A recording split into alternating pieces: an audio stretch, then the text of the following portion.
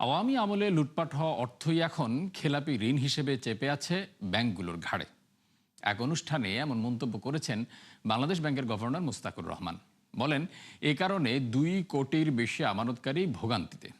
এসব আদায়ে সংসদের পরবর্তী অধিবেশনেই 2টি বিল পাশ হতে পারে বলেও জানান তিনি।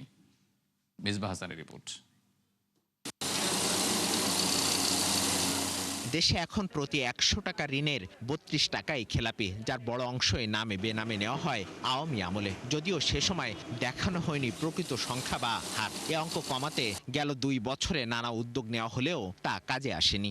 ব্যাংকিং সেক্টরে টোটাল ডিপোজিটের 1/3 লুট করে নিয়ে যাওয়া হয়, সেটা চুরি। ডাচ বাংলা ব্যাংকের অনুষ্ঠানে গভর্নর বলেন, দেশের ব্যাংক ব্যবস্থার জন্য আসন্ন সংকেত উচ্চ খেলাপি ঋণ, যা নিয়ন্ত্রণে 1.5 বছরের বিশেষ উদ্যোগের কথা জানান তিনি। বলেন, সংসদের পরবর্তী অধিবেশনে পাশ হতে পারে 2টি বিল।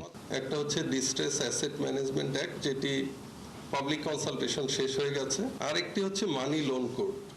আপনারা জানেন আর্থিক খাতে এক একটা মামলা প্রায় 5 বছর, 6 বছর, 10 বছর চলে। আমাদের প্রস্তাব হচ্ছে যে এটি যাতে 6 মাসের মধ্যে করা হয়। গভর্নর বলেন, ব্যাংক খাতে কেউ অনিয়মে জড়িত থাকলে সর্বোচ্চ শাস্তির আওতায় আনা হবে।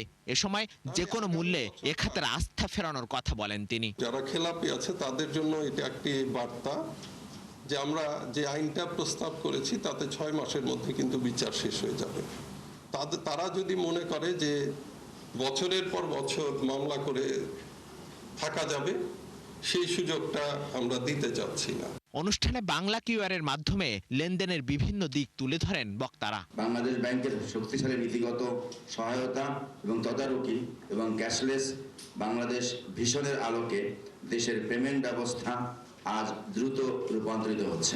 বাংলা কিউআর জনপ্রিয় করতে ক্ষুদ্র ব্যবসায়ীদের প্রণোদনার পাশাপাশি বড় ব্যবসায়ীদেরকে এগিয়ে আসার কথা বলা হয়। এটাকে ইমপ্লিমেন্ট করা। মিসবাহ হাসান, 71, ঢাকা।